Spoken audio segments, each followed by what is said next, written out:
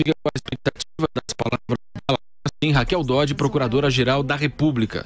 Nós estamos diante de um habeas corpus preventivo. Usualmente, os habeas corpus visam corrigir uma situação que atenta e que já atentou concretamente contra a liberdade de alguém. Neste caso, é diferente. Cuida-se de examinar se a decisão do Tribunal Regional da 4ª Região, que decidiu apelação do réu e o condenou a 12 anos e 1 mês de reclusão, pode ser, dar ensejo à execução provisória da pena. O Tribunal Regional Federal da 4ª Região, senhora presidente, quando incluiu essa cláusula no dispositivo do acórdão, cumpria autorização e determinação do plenário desta Corte, que ao julgar o recurso extraordinário em repercussão geral no agravo 964-246, decidiu que, reafirmando jurisprudência dessa Corte, que a execução provisória de acórdão penal condenatório proferido em grau recursal, ainda que sujeito a recurso especial ou extraordinário, não compromete o princípio constitucional da presunção de inocência afirmado pelo artigo 5º, inciso 57 da Constituição. Acabo de ler a emenda do acórdão desta Corte, da relatoria do ministro Teori Zavascki, tomado por decisão unânime recentemente, há menos de 1 ano e meio, neste tribunal. O Tribunal Regional Federal da 4ª Região, portanto, quando assim decidiu já autorizado pelo plenário dessa Corte, num tipo de ação chamado de recurso extraordinário com repercussão geral, autorizado pelo novo Código de Processo Civil a ter efeitos vinculantes e efeitos erga omnes.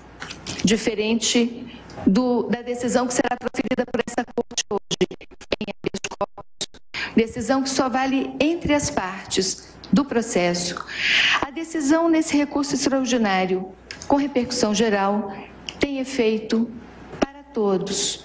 É a cláusula jurídica chamada de efeito erga omnes. Essa decisão memorável do Supremo Tribunal Federal marca a história desta Corte, senhora presidente, senhores ministros, exatamente como marca a jurisprudência desta Corte, a decisão que ainda há pouco reafirmou a necessidade de haver transparência nas doações para a campanha, publicidade desses dados, de modo a haver maior controle sobre o financiamento de campanhas, maior controle sobre a corrupção que ocorre neste país. Corrupção que não é apenas e notadamente de recursos públicos, mas também corrupção de servidores públicos. Alguns de cargos públicos mais simples, outros, para a infelicidade da nação, ocupantes de seus cargos mais elevados.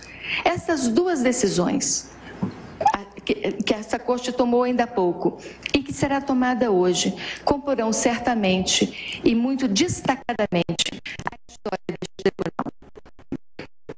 A decisão de hoje, neste habeas corpus, ela invoca princípios e valores constitucionais da mais alta relevância num ambiente democrático como que vivemos em nosso país e numa democracia que, ainda que jovem, precisa resistir para continuar sobrevivendo. Os princípios do duplo grau de jurisdição, o princípio da presunção de inocência, mas também o princípio da segurança jurídica e da segurança pública estão, em todos esses casos, imbricados, indissociados, e é preciso que os consideremos todos ao analisar o desfecho deste habeas corpus. Em primeiro lugar, é preciso saber o que é a presunção de inocência, até quando ela dura. É preciso saber o que significa o duplo grau de jurisdição que faz cessar para alguém a condição de inocente e passar a ser e qual é a segurança jurídica que se espera dos órgãos de persecução penal desse país, do sistema de administração de justiça, para então iniciarmos a execução de uma pena determinada judicialmente.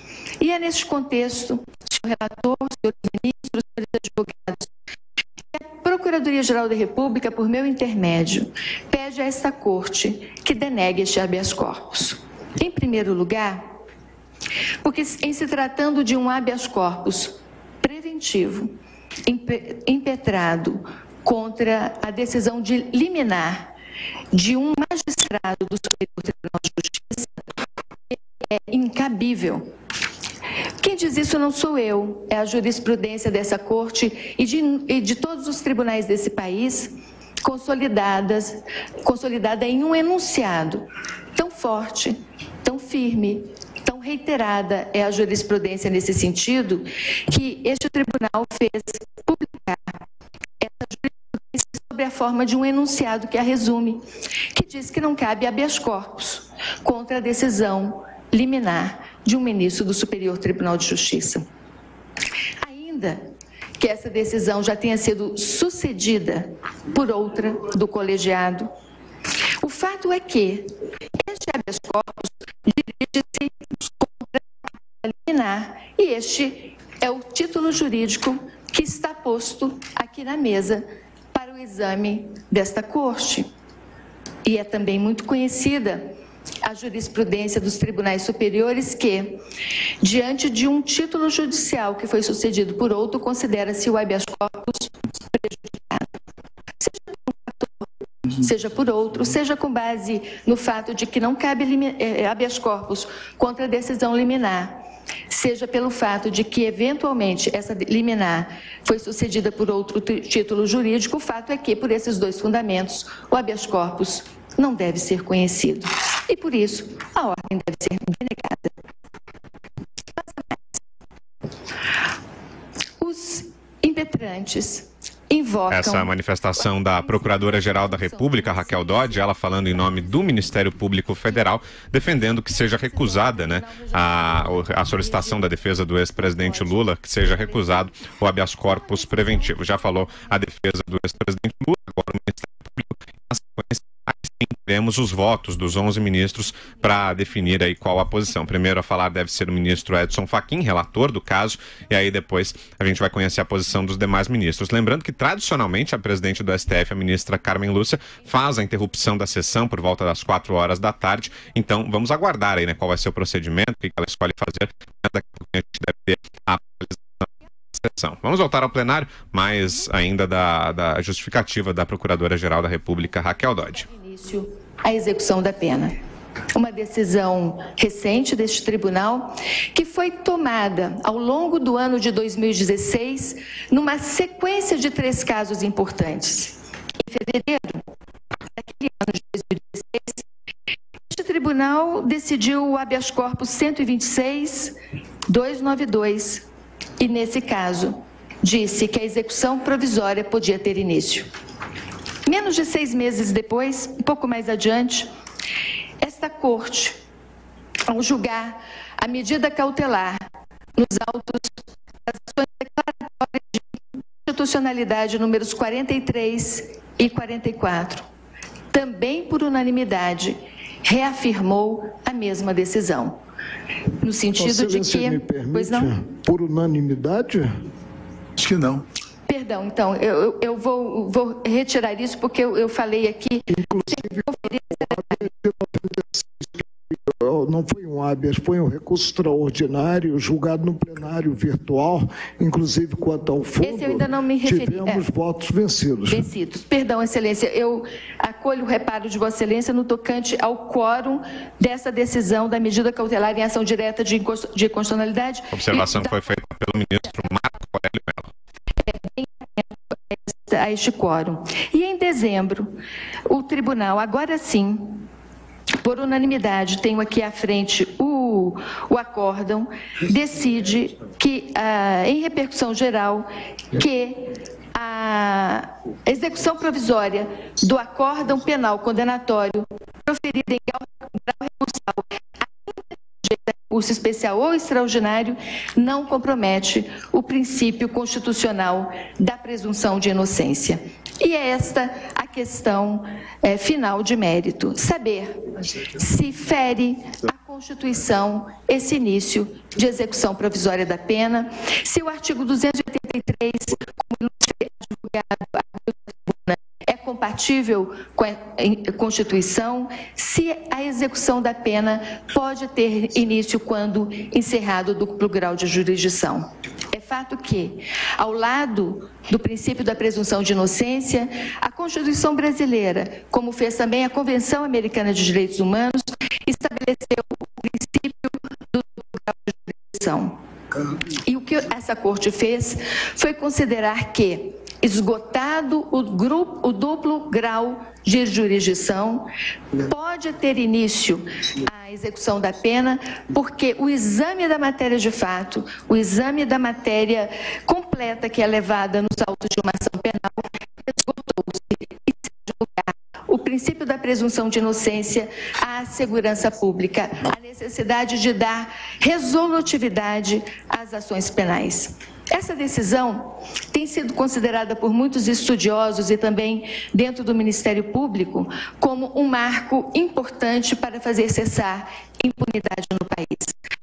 É por essa razão que nós, desta tribuna, estamos arguindo a necessidade de respeitar neste habeas corpus este precioso precedente que vem dessa Corte, vez que, na forma do novo Código de Processo Civil, não se apresenta até o momento nenhuma das duas situações que levam à superação deste precedente do plenário do Supremo Tribunal Federal. Não se apresentou até o momento nenhum caso, nenhum argumento que leva a fazer uma distinção, nesse caso concreto, em relação a esse precedente obrigatório. E também não é o caso de superá-lo. A decisão é recente, ela tem dado segurança jurídica, ela tem contribuído para dar efetividade à persecução penal que tem se estabelecido e se exercido no país, com todas as garantias de ampla defesa e de contraditório. É exatamente o que aconteceu no caso em exame. A decisão tomada em primeira instância foi amplamente revista no tribunal, com todas as garantias dadas ao réu. E é por essa razão, senhora presidente, senhor relator, senhores ministros, que a Procuradoria-Geral da República pede pela denegação da ordem. Muito obrigada.